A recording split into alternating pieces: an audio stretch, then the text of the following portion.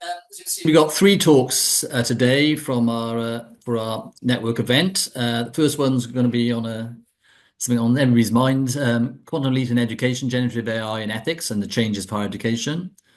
Then that's with Professor Neil Gordon. Then we got Dr. Manoj Ravi talking about offer choice and flexibility. And then finally, we got a co-presentation with Dr. Carl Harrington and two former students, Kainat Khan and Nusha Yazrebi, which is about students of color ambassadors as co-creators. And just before we make a start on the first talk, a couple of housekeeping things. Just want to remind you of our annual conference, the UK Horizons and STEM Higher Education Conference, which is at Aston in June, 25th to 26th of June. Just to note, the call for abstracts is open. The deadline for submission is 12th of March, so you've got a bit of time. There's a QR code if you want to quickly go to that site to check it. To encourage you to think about something about presenting at the conference. So now I'd like to hand over to our first talk, which is Professor Neil Gordon. Neil, do you want to share your slides? Good afternoon, everyone. Nice to be here and to be invited to do this and support the STEM network. It's involved with it for a number of years. It's nice to see how it's evolving. And thank Neil and the team for continuing with it. So this talk, yeah, each one, as Neil said, we're all looking at in various ways in higher education and generally in education and wider society. It's in the news, I think, most days. The new platforms, like last week, with new Chinese generative AI systems, or people using them or misusing them. There's been a lot this last week or so about is it the end of things like acting or music? With the Grammys happening this week, and people are talking about where creative arts fits with generative AI. But the focus of this talk is looking at, from higher education perspective, and particularly in science, in STEM, and focus is computer science and mathematics, my background, but again, it's applicable across all science and really all disciplines. So I think the question is, are we looking at this step change, the quantum leap in education, generative AI, and the ethics around using that and change in higher education? And this is some work I've been looking at for a couple of years now. But last year or so, particularly with John Dixon and Zibao Mian, we had some funding from the Council of Heads and Professors of Computer Science who are interested in how this applies in computer science. So I'll bring some of those findings and other science aspects into the talk. So as you think we're familiar with, this emergence of these AI systems in the last couple of years has seen a big shift in perception of how easy it is to use AI, what AI can do. Lots of worries about, is it the end of jobs? Is it the end of humanity? All sorts of issues. Again, in computer science, AI has been around for decades, but it's had various levels of impact and effectiveness. And these current systems are, again, a step above those earlier ones. And what we're seeing is this integration of these systems into an environment you're working. So you're using a lot of search engines nowadays. A lot of the answers you get are automatically generated by AI systems. In our campus, with the Microsoft licenses, much of what we do. If you use Office 365 online now, you have access to Copilot documents. In computer science, we've been implementing the use of Copilot for programming in Visual Studio. So it's appearing in places just as a tool alongside any other computer-based IT type tool we'd use. And it creates all sorts of threats in society in general, in education and in higher education. So look at this talk briefly, some of the aspects of this. Again, it's a huge topic. We have an entire week's conference on this to discuss it. So I'll just highlight a few things from my own experience and hopefully get some feedback from you in the Q&A on your own experiences, ideas, to make most of Neil's offer to put questions in that meeting chat. So look at where it's going now and where it might take us in the medium to longer term. A caveat that these slides do contain synthetic content. So things I didn't make, I don't own, like the image on this page. I put a prompt into a particular system and it gave me, in this case, a nice looking picture. And so education has been evolving for, say, thousands of years. Technologies have been adopted, questioned at the time they arrived, and challenged. And that goes back to even things like and recorded things in writing form, which seems the end of memory if you wrote things down. And some debates amongst early education philosophers about should we use writing. Again, in recent years, we've seen the introduction of things like calculators. Our question was, is that the end of numeracy for people? IT systems in general, like Wikipedia, and the questions about internet searching, and this last couple of years, AI. So these tools have offered changes in education. In many cases, making fact-finding easier. One thing I've seen as different with these AI systems is that they have potentially to create content in a way which appears more human-like. Now that could unseat established assessment practices across education in general, particularly higher education, where we tend to teach and assess, particularly in science subjects. We want people to create reports, do things, write essays, answer questions, and these systems are quite good at that. Another aspect of my interest in this is the ethics of this. I chair the British Society's ethics group. And what we talk about a lot lately is the ethics of AI systems.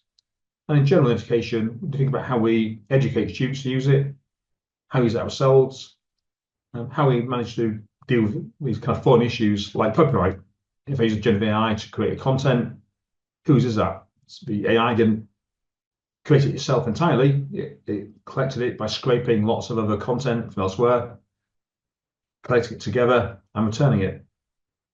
So one big question when we do that is who owns it? But as these systems integrate more and more into our platforms, that separation between what we do and the synthetic content is going to be blurring more and more. Particularly things like media content and computer code, where you can't sort of easily put quotes around it, saying this bit came from a chat engine, this bit came from particular search, where you're writing things collaboratively with the system. So a bit more at the moment. The issue is what's mine and what's the system's, and if it's from a system, where did that come from? So what is such a disruptive technology? Let's say systems like Google and Bing and Yahoo and the early search engines offer easy access to content. And again, it did create tensions for us often. A lot of places, things like banning the use of Wikipedia as a reference, questioning where students were finding answers. But generally speaking, although systems were good at collecting things in much faster ways, they were kind of paper-based cards we used 20, 30 years ago to find content. These systems still require the user has to absorb it, marshal that content somehow, develop it, and return it in their own structure and words. With these large language models in particular, this example of generative AI, they're very good at creating prose, do that for writing for us. That can create a different perception of what it is and how you use it. And again, for users, if they're creating the prompts and questions, how far do we own something? How big a prompt do you need to think, well, this answer is mine? So if you ask a simple question, it gives you an answer. Is that answer yours? Can you put it into a coursework submission and say, well, it's my answer? Is it really yours or somebody else's? So it becomes a question of how far do we need to prompt it to say that's ours, or how far is it just answering questions for us? In which case, where's the intermediary between the question setter and giving that answer? So these systems potentially open up this sort of brave new world where we can create content, create computer code, create images, create music, create videos. But as we integrate more and more into our platforms, we don't even see that anymore. Again, it's been a sort of blurring stage as we've gone from a simple type of spell checking of early web processing to grammar checkers. Tools nowadays like Grammarly and other platforms, which can start to generate quite a lot of content for us, can rephrase our own words in ways which are potentially better expressed. Particularly people who aren't speaking a natural language, it can give you a way to express things that sound more fluid. And with new AI systems, generate actual content. So the question then is, at what point are these systems simply like clip art, or are they doing something different, say like a super version of a thesaurus or grammar checker? I think from a learning perspective, a teaching perspective, and assessment perspective, the challenge we have is that these systems can create entire solutions now with relatively little user prompting. Going to examples of this in a moment. Also, you can explain answers, even without asking for an explanation. Okay, if you try it yourself, go to one of the well-known platforms now, ChatGPT, Claude, and Gemini. So the newer ones this last week from China, put in a question, often they'll answer it and explain the answer. In a way, it actually would probably be quite a good submission for an answer to a quiz or a test. So they don't simply give you answers as such, they'll actually give you that approach and the solution. That may be well sufficient to pass assessments, and might guide students in how to explain work to submit, but if without the student understanding it, there's no benefit. So working out how to use these things effectively in education is going to be a challenge. And you could be aware of the right or wrong of using them. Again, as staff, we should be sort of walking the walk, should have good practice here. So if we're using these AI systems, acknowledge it. And again, it can be a challenge. I was using an AI system the other week to generate some rubrics for an exam, and I put in the description of that I used generative AI to assist in mastering that rubric. The next examiner thought it was best to take that mention out. And again, challenge will do. You have to full transparency of our use of it. How do we manage that?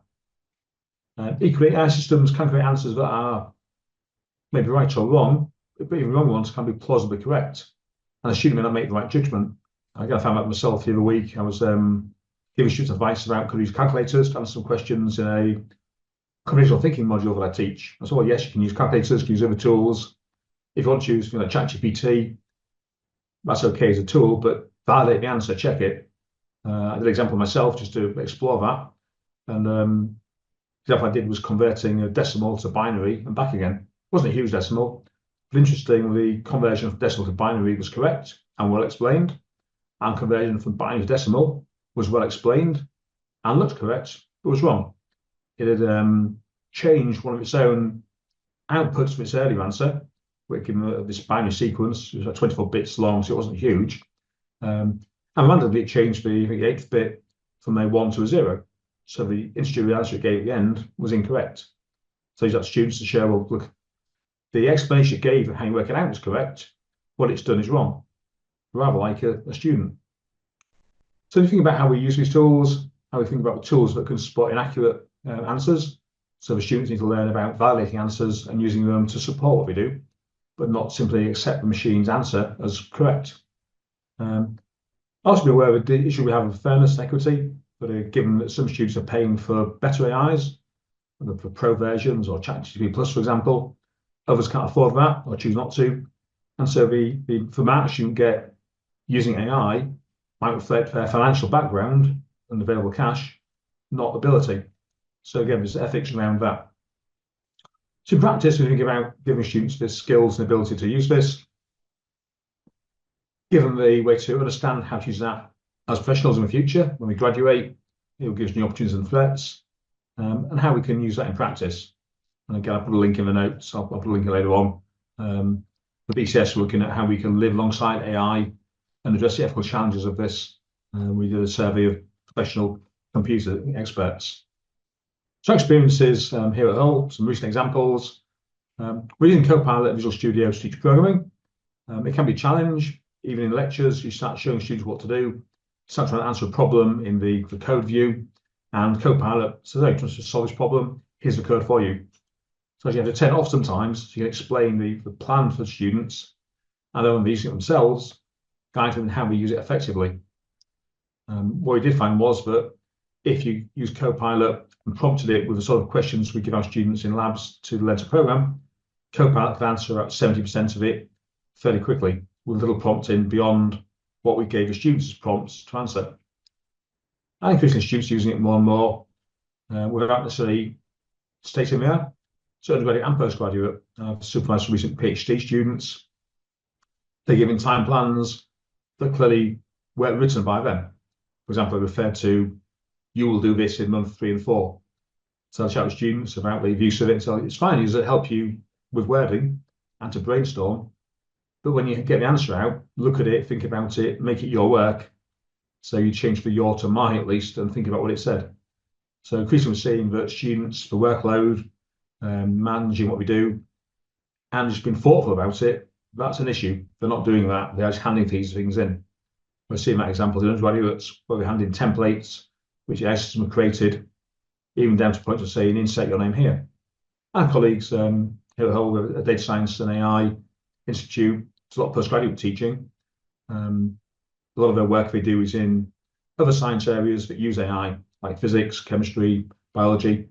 And they try looking at an example of could ChatGPT pass a physics degree. So they gave prompting to it alongside many of the questions they set and found that generally they could pass much of the assessment they currently have in their physics. And they're calling for reforming the assessments. When you think about this scrutiny process in future, self-selection by learners, focus on human outputs, and maybe away from small units of assessment, but more to wider synoptic assessment. Let's look at how students work with it. I think about that in terms of AI as a partner. We'll all use it increasingly so. I use it a lot myself now. So think of it in terms of like a paired programming, get students to work alongside it as a tool where they reflect on its use. 1 minute left, Neil.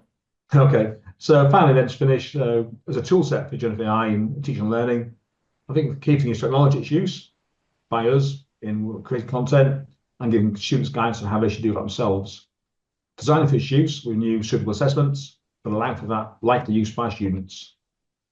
Optimize that use, so think about how we encourage and require appropriate use of AI in ways that are beneficial, and then plan that use across modules and programs so students get the essential human learning alongside learning to use these AI systems. And students learn about that distinction between use and misuse. So finally, to conclude, I think the changing nature of these systems means we have a step change, that quantum leap in education, and then rethink education itself and the ethics of what we teach and how we teach that. Review the content we teach and how we assess it. Focus more on human level skills and what it means to be human and that human experience. Maybe move away from kind of small module level assessments to wide synoptic assessments across years of study. So students work with a supervisor to develop things. As practitioners, be aware of the dangers and benefits of these systems. I'll stop there. Thank you, everyone. Thank you, Neil. Do you want to stop sharing your screen?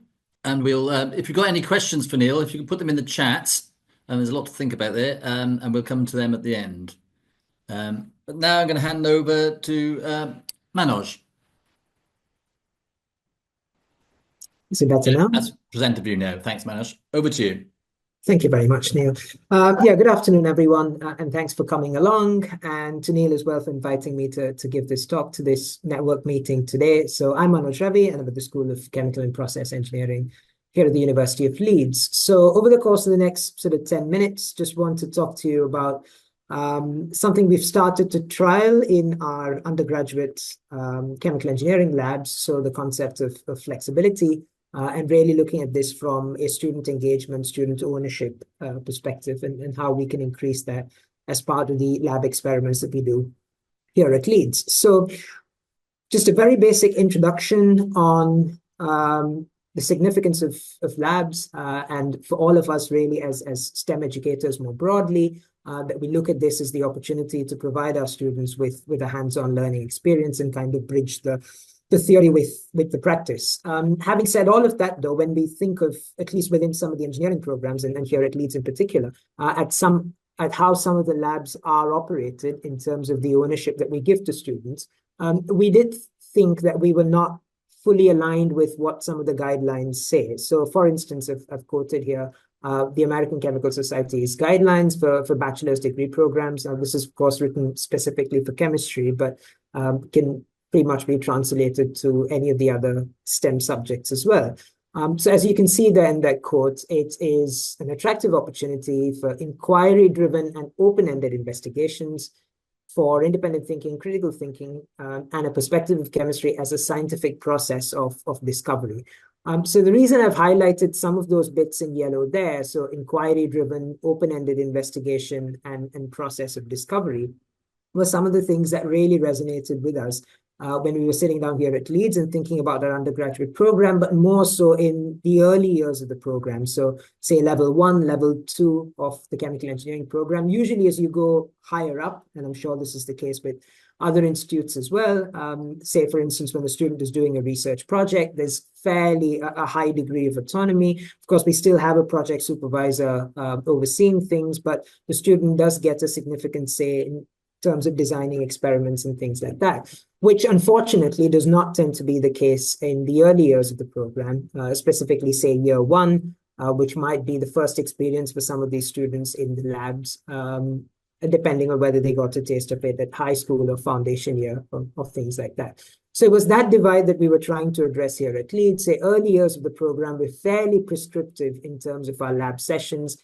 almost giving them a step-by-step process of this is exactly what you need to do. And we thought that it does not quite align with, you know, some of those things that I've highlighted there in the guidelines.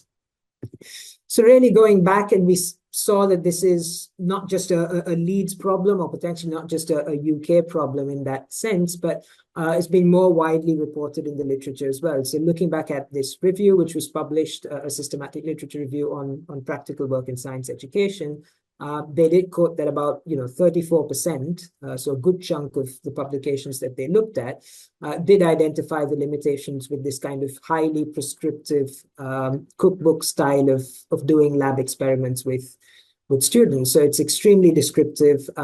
There's no harms in a step-by-step process, and I'll talk about this shortly. We do need to ensure that there's sufficient scaffolding in place for the student learning experience, but going the other side of it, if it's too prescriptive, at some time you are going to hurt the student curiosity. So that's the bit that I'll be touching on. So that's kind of the context from where we were coming from in terms of reviewing our undergraduate labs in the chemical engineering program, and really also listening to the student feedback that we've had over the years. They do find labs, especially in years 1 and 2, extremely useful, but there's often that desire asking us, can you make it more interesting for us? Now, there are certain experiments which are, for instance, visually more interesting, and students do not flag that as much, but we were just looking at it more from a high-level perspective across the board as to how do we deter students from engaging with assessments, rather engaging with lab practicals just because it's linked to an assessment, but really look at it as, a really interesting learning opportunity. So the lever we wanted to pull was about student ownership. So how do we give students some ownership of these lab experiments and kind of, go away from that really step-by-step process of telling them exactly what needs to be done. So we were looking at it from a student ownership, student curiosity perspective to drive engagement. So how exactly we did it is to give you a little bit of context here in terms of what we did. So we were looking at a reaction engineering lab in the first year of the chemical engineering program. So we have a reasonably large cohort size. It's not huge by any stretch. It's about 120 students per year. So we were working with that first year chemical engineering cohort. We've done this now for a couple of academic years, where the lab practical is based on a continuous reactor, which is called a continuous, or specifically called a continuous stirred tank reactor, so a CSTR. It's an arm field equipment. There's a scheme there on the right. I'm not going to go into the technical details of the device, but essentially students were put into groups, so about 5 to 6 students in a group, and they had to come into the lab to run an experiment, or run a reaction rather, between dilute sodium hydroxide and ethyl acetate. So that was the reaction they were conducting in that particular reactor. And up until before 2 years, what we did was fairly prescriptive. We said, this is the reaction, these are the conditions under which you're going to operate. And then they pretty much came in and followed the step-by-step process. Now, the change that we did make over the course of the last couple of years is we still gave them the proper lab manual with the steps, but we asked the students to choose their reaction conditions. So the student groups had the autonomy to kind of decide the operating conditions for their particular lab session. They were told that they can have a maximum of 3 experiment runs, which was the case for all groups, but then they had to design that experiment table, which you can see a blank form of it. They had to come in with a completed version of that table before the start of the lab. And the way they completed it was they as a group had to sit down and decide what was their overarching question that they wanted to address through these lab sessions. So did they want to study, for instance, the effect of varying temperature on the kinetics of the reaction, or the conversion of the reaction? That could potentially be one avenue. The second possibility was they changed the flow rate, the total flow rate, so the sodium hydroxide solution flow rate as well as the ethyl acetate solution flow rate. If they change the total flow rate, that changes the space time or the residence time, and consequently will have an effect on the conversion which is achieved at the outlet of the reactor. So that could be a question that they wanted to investigate. Or they could run into a limiting reagent, excess reagent scenario by changing just an individual solution flow rate. In that case, of course, the ratio of the feed will not be equal to the stoichiometric ratio, and consequently you'll have the case of a limiting or an excess reagent. So depending on what the students wanted to do, they had the ability to choose those conditions. Now, obviously, we gave them the bounds, the windows within which the reaction temperature could be varied, and likewise the solution flow rate could be varied. So it was not that they could choose any wild value. We did give them the windows in which it could be operated, because it was for that where we had the health and safety check done as well, which is an important thing when you consider opening up flexibility as an option to students. So that was the table they had to fill. And really, we were looking at this from saying, how can very early in the degree program, can we prompt our students to enter that research mindset, which sometimes can just be delayed until year 3, year 4, when there's a capstone project or things like that. But how can we start embedding some of those principles very early in the program? So really think simple things like design of experiments. And if you want to study, for instance, the effect of varying temperature, you keep the others constant and vary the temperature, simple things like that at year 1 of the program. So that's what we did, gave the students the ownership in terms of changing conditions, and this is what came out. So we ran a survey at the end of it in these last couple of academic years, and you can see a very high percentage of students do like the flexibility that is given to them in terms of what research question they want to address, and consequently choosing those operating conditions. We did see, based on the number of groups we had, so we've had about 50 student groups, I think, across these last 2 years. A lot of them ended up changing the temperature, but also good spread amongst some of the other variables that they wanted to study. So the effect of space-time by changing the total flow rate, or the limiting excess reagent scenario by changing individual flow rates. And we also went about asking students what the most interesting aspect of the entire lab practical experience was. So starting from, for instance, choosing the conditions all the way to analyzing, doing the experiments, analyzing the data, and then writing it up as a report. We did see that pretty much more than half the students picked the analysis of the data as their most interesting aspect, which was really interesting to see, because the way you analyze the data obviously differs now from group to group, because they've had different research questions that they want to answer. So as I said, if they change the temperature, then they could evaluate the different rate constants for those 3 experiment runs, and consequently use the 3 data points, for instance, to calculate the activation energy for the reaction, because you have the data of the rate constant as a function of temperature. Instead, if they didn't do that, if they change the flow rates, then they have the effect of space-time. They can consequently say, with the same fixed volume reactor, what effect that has on conversion, and produce plots that show these trends. So it was really nice to see that come through in terms of students liking the analysis of the data at the end of that.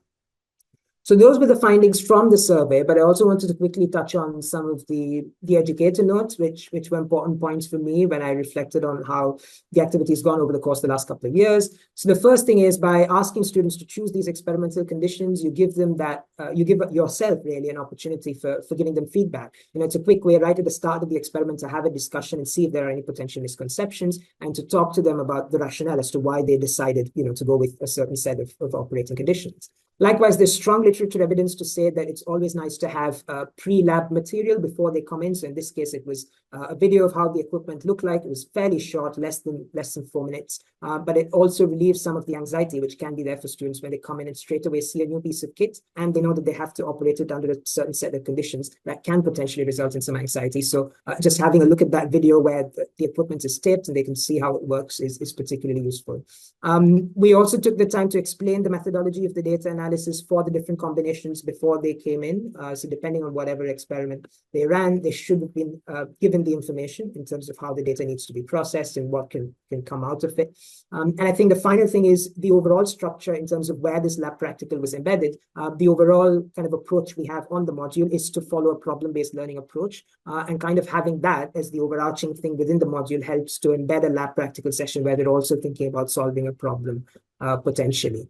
And the secondary point to that is the fact that we also couple the use of digital simulations. For instance, there are a couple of really good simulations on a CSTR on reactorlab.net, and that students can go and change different variables and see what the effect is on things like the reaction rate constants and conversions. So we again prompted students to use those simulations to maybe think of the operating conditions they wanted to run when they came into the lab. So it's kind of coupling the theory to digital simulations to a hands-on practical.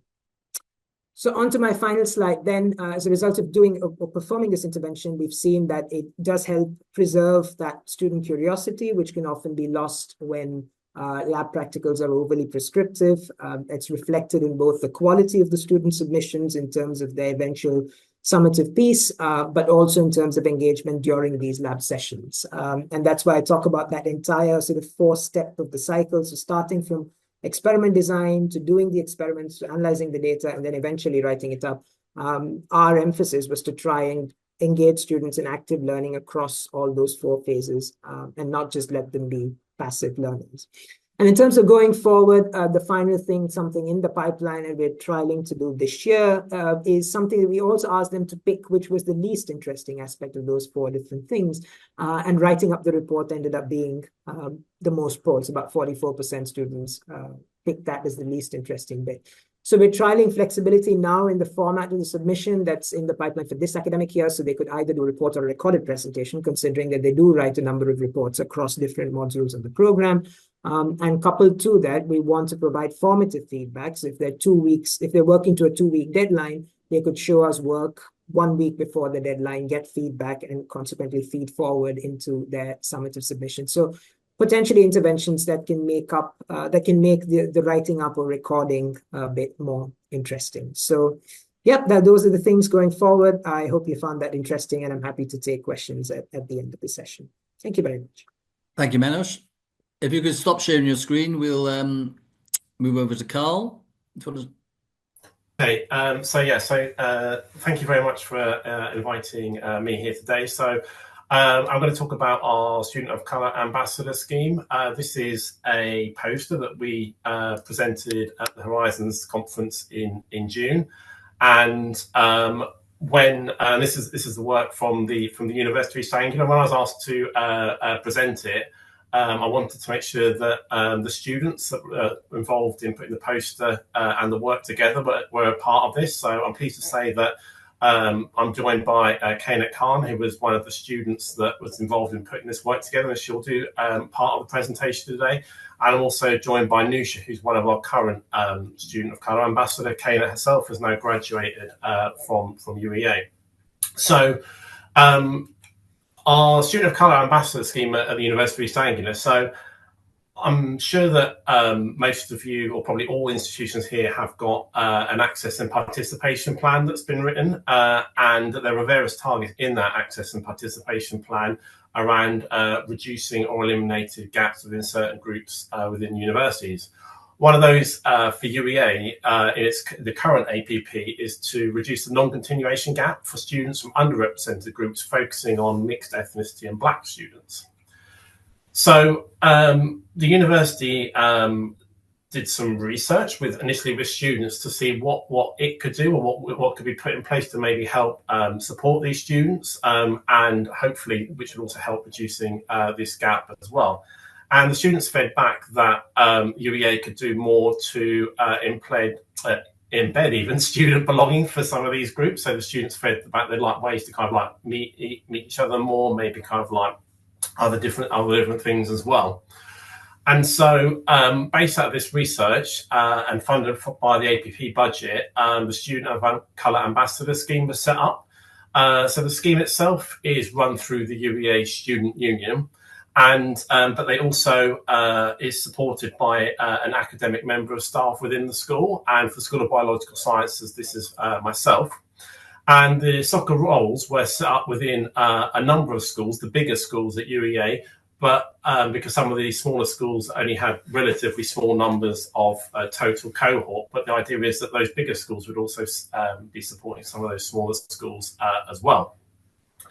So how the soccer scheme works is that students within a school apply. So, for example, students in the School of Biological Sciences would apply for the bio soccer role. there are 2 roles per year. So the reason we wanted 2 is because we didn't want to burden 1 student with all the work. Also, 2 students hopefully shares the workload, allows ideas to be bounced off each other and that kind of thing. And these roles are an academic year in length, but they can be extended if the student wants to continue. So students apply for the role, and then they're shortlisted both by a member of the UEA Student Union and an academic member of staff in that school, which is again me for bio.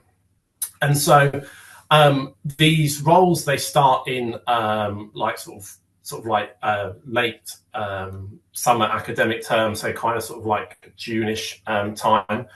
And there's 6 hours paid work each person per month. And we felt it was really important to pay students. Part of this came also from the research we did, but also speaking to other universities and other students in this area, because a number of students felt that universities were kind of getting like free labor for doing this work. But if we pay them, that recognises the work that we do with them, the effort that they put in. It also allows them to kind of add that to something like a CV for when they're applying for job interviews as well. And indeed, in bio, we had a voluntary BAME in bio scheme, and so now the SOCers in bio actually run this scheme themselves. So the key thing about this scheme also is though it's student-led. So whilst there's a scaffold of what both the SU and the academic lead within the school would like to see, it really is just a very loose scaffold. And we feel it's important that it's student-led, because there are things that maybe we think might be useful, but actually the students themselves don't find useful. So we felt it's really important that it's student-led. So I'm going to hand over to Kaynet now, who's going to talk about some of the different things that Kaynet did when she was a SOCer. Hi, so as a student of colour ambassador during my time at UEA, my objective was to support marginalised students by implementing effective practices.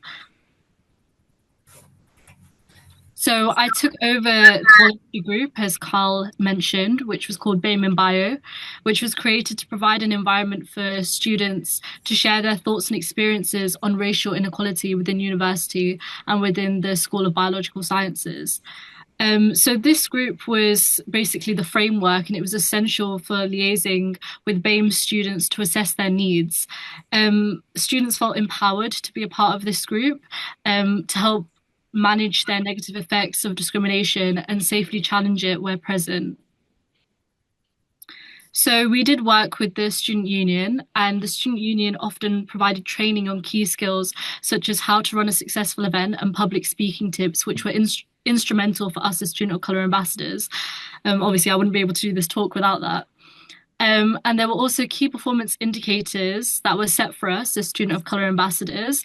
And these were centred around the student union goals throughout the semester.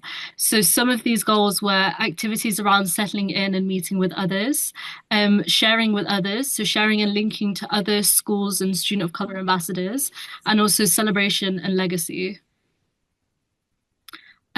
So although mostly this was student-led, obviously I had involvement with Carl, who helped assist with helping us as ambassadors to provide us with the guidance of how to perform events and apply for funding available from the student union. So for the first semester, this was centred around settling in. There was always a session to introduce the BAME in Bio support group, and this was usually scheduled within Welcome Week. And this was an opportunity for new students to learn about the student-led support group and highlight the support available to them. And there was also informative slides shared about the BAME in Bio group during introductory lectures to spread the word about this support group. And then during October, Black History Month, BAME in Bio carried out an informal event for students to relax, eat cake, drink coffee, and celebrate Black pioneers in history. And this was a great success, which further built the community of BAME in Bio. So then the second semester was centered around sharing with others. So we wanted to promote cohesion between the School of Biological Sciences and wider university by preparing and delivering presentations and workshops to students and staff to share the value of diversity.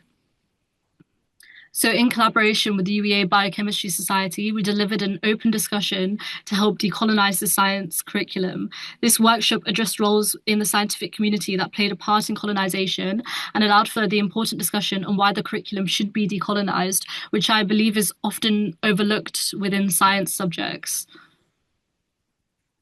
And then for the latter part of that semester, it was all about celebration and legacy. So the Bio Student of Colour ambassadors teamed up with other schools to deliver a BAME careers event to support all students with their career ambitions.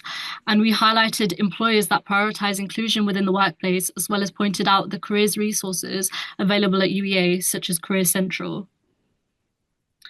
And these types of events were highly successful, and students who attended said that they found them extremely helpful as a starting point for career development. And then lastly, we also did arrange some more social events because students were often stressed as a result of academic exams and the course coming to an end. So we collaborated with Pharmacy Student of Colour ambassadors for a potluck social event where students from different cultures exchanged food and we spoke about cultural dishes and traditions. So in conjugation with these events, as a Student of Colour ambassador, I also had a duty with the Bio EDI meetings, so Equality, Diversity and Inclusion meetings, to provide a student voice amongst faculty members within the school and also to raise concerns of students to faculty members. I was also an active member of the Student Staff Liaison Committee meetings to help advise module organisers and lecturers on how to decolonise their curriculum. And any issues that were raised to BAME and Bio were fed back to the SU during monthly Student of Colour ambassador catch-up sessions. And these meetings provided a good opportunity to work alongside ambassadors across other schools and create plans to implement university-wide changes.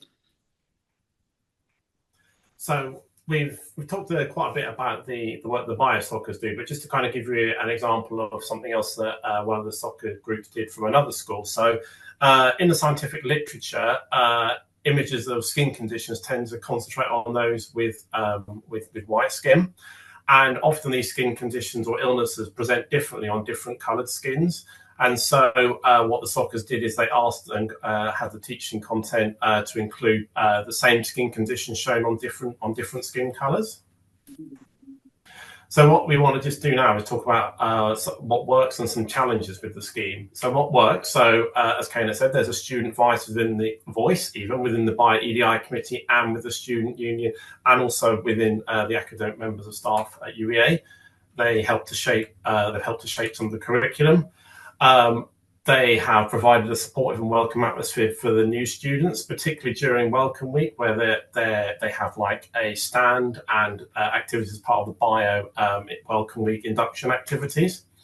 They also allow concerns and worries to be highlighted. Maybe a student doesn't feel confident speaking to a member of academic staff, perhaps, and so they may feel more comfortable talking to a fellow student. They also reach out to smaller schools who may not have large enough numbers of students to run a soccer scheme themselves, but to join up. So, for example, the Bio and Pharmacy Soccers worked alongside the School of Chemistry at that time.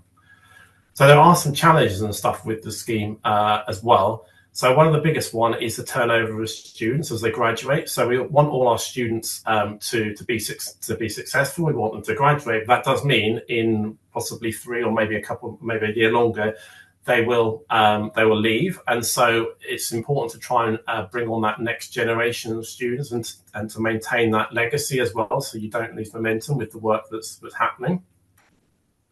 And there was also some challenges surrounding our job title itself. So we were called Student of Colour ambassadors, but this was voted against being called Black, Asian, Minority, Ethnic ambassadors. And obviously the consensus was to go with Student of Colour ambassador, but there are students that don't necessarily associate themselves as a person of colour. And as such, it's important to have these conversations of which term is more correct. And the reason that we went with keeping our support group named BAME and Bio is to make it more inclusive, as we are Student of Colour ambassadors as well. So this is definitely a really important key issue to note. So to summarise, then these roles are paid roles. They're paid through the APP budget. They link with other schools, both within, for example, the Faculty of Science, but also SOCers that are in other schools beyond the science faculty. We focus on 3 themes around the year, 3 scaffolds. So we've got settling in, we've then got sharing with others, and finally we've got celebration and legacy. We have this cross collaboration between SOCers. One thing I would say is that the scheme is still like relatively new, and so the full impact of it is still being assessed. But I think, and as you've heard Kenneth say, they've hopefully increased inclusivity, a sense of belonging, and helped towards making teaching content more inclusive. So that's the end of our talk. We are joined also by Nusha online as well. So if anyone does have any questions about the current Student of Colour Ambassador work, Nusha is also here as well if anyone wants to drop any questions in the chat about that. But thank you very much for listening. Thank you. Sorry, Mike. Thank you, Carl. Thank you, Kainat. So we got some time for questions. So I think we've got 10 minutes. So perhaps we'll start with one question from each. I'm going to take chair's privilege and pick from the questions.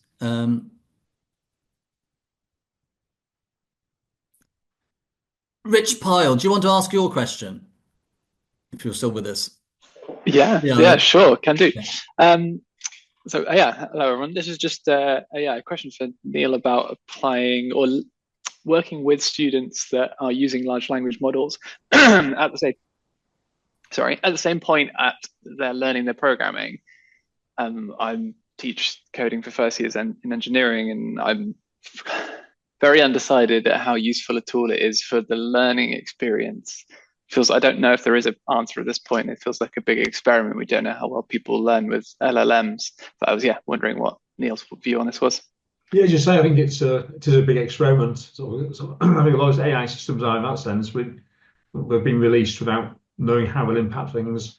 I think we're working to look at getting the students to focus on what's the key things we want them to understand and how do we get to demonstrate that.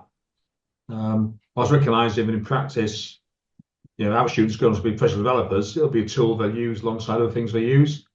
So in the same way that many of them use libraries now to solve problems, 20, 30 years ago, we wrote lots of low-level programs to solve all sorts of things, whereas now you plug in a framework or a library and it does it all for you.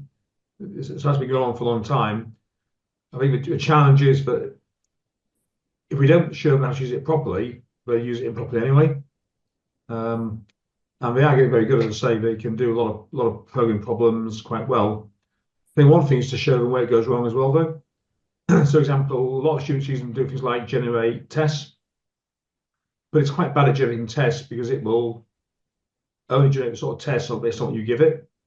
So I've seen that in some literature as well. People have said they wrote their code, gave the code to a particular generative AI system and asked it to create some tests, and it wrote tests based on that code base. Because if the wrong way of doing it, you should have given it the specification and asked it to write tests on the specification and then test the code against those tests for the spec. So people can easily misuse it. As I said, my example was from the simple maths where it went from integer to binary and back again and had a different answer, just showing how fundamentally wrong they can be. So I think it's teaching the students they can be good tools to quickly do something. You've got a mental block. Many of my colleagues do it. I do it. Professional developers do it. You ask it to solve a problem, and it will write some code for you. But don't assume that code's correct. But I think increasingly, you don't write low-level code now. You don't do. 50 years ago, I had colleagues who let us program punch cards. Programming has moved on. Copilot is a new tool and will replace low-level programming for many students, particularly in areas like engineering, physics. A lot of the service disciplines that use computing to solve quick problems, it will help them quite quickly if they understand the dangers of it. For software engineers, I'll teach them why you still need to do software engineering and do proper testing, proper evaluation, proper validation. But it is going to be a big challenge. Yeah, thanks, Neil. That's Rich. A question for Manoj now. Shaylee, do you want to ask your question? Thank you, Neil.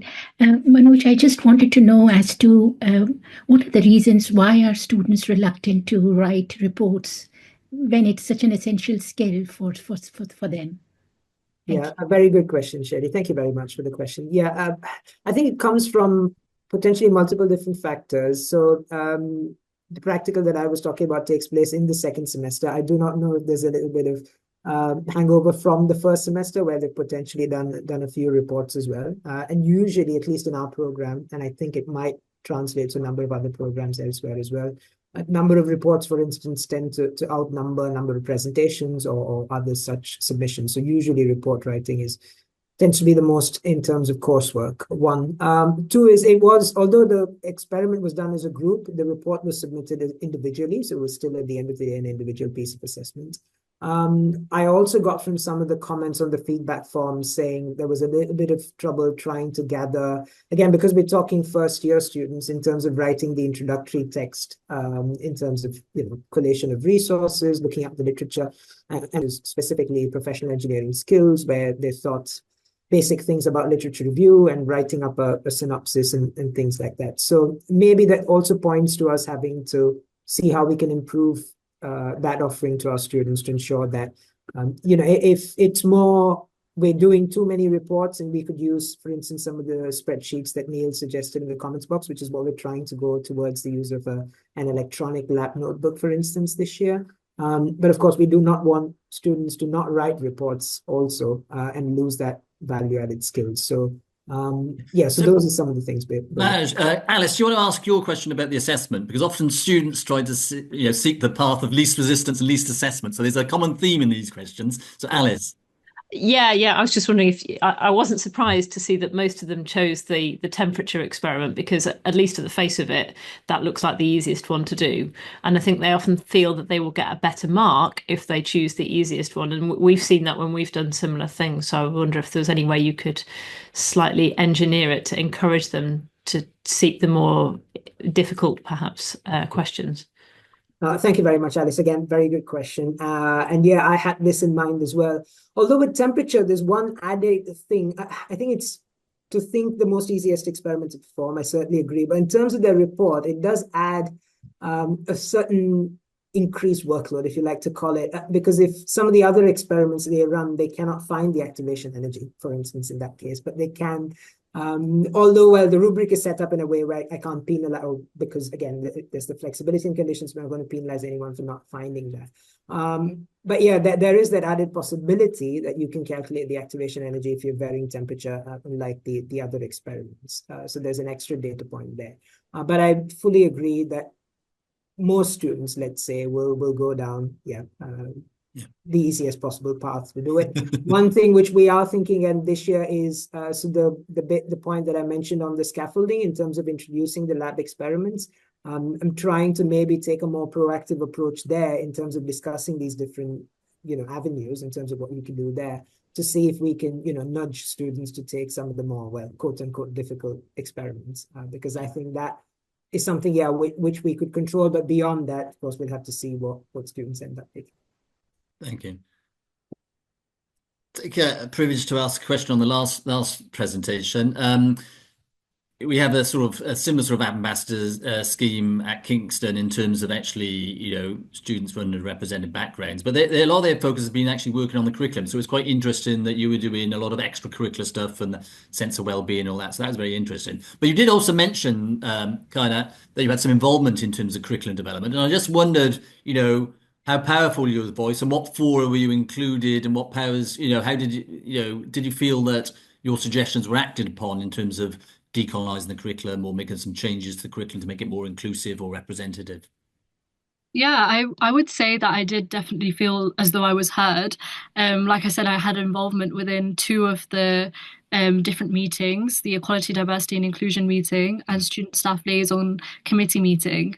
Now, unfortunately, because I graduated, that was just in its infancy. I just sort of introduced to those groups, those faculty meetings, that introducing a decolonizing workshop within the Skills for Biologists module for first year and foundation year students would be effective. And I think that's something that the current Student of Colour ambassadors are still looking to implement within the modules. But yeah, I mean, even just being able to run the workshops and have interested students coming to the workshops and listening in and having the opportunity to, I guess, deliver workshops and slides on this topic was important in itself. I mean, Carl, Kingston, I know at some other institutions, people like Hannah, those sort of ambassadors would be involved in whenever a course was being, say, revalidated or something like that in terms of curriculum design meetings. Are those ambassadors included in any curriculum design meetings or school review meetings in terms of the curriculum? Not currently, but that partly linked to my point about students graduating and then bringing on the next generation. And so that is, as Kenneth said about some of the other bits, that is like the next step. So we're currently, the new SOCers are kind of bedding themselves in, and that's the next steps and things that we think they're going to do in the future. Good. Well, thank you all. We've got 1 minute left, so I'd like to take this opportunity to thank all our speakers. It's been quite a broad spectrum of talks, but actually all of them very interesting and stimulating, and tells us, the wide range of problems we tackle as academics. Thank you all.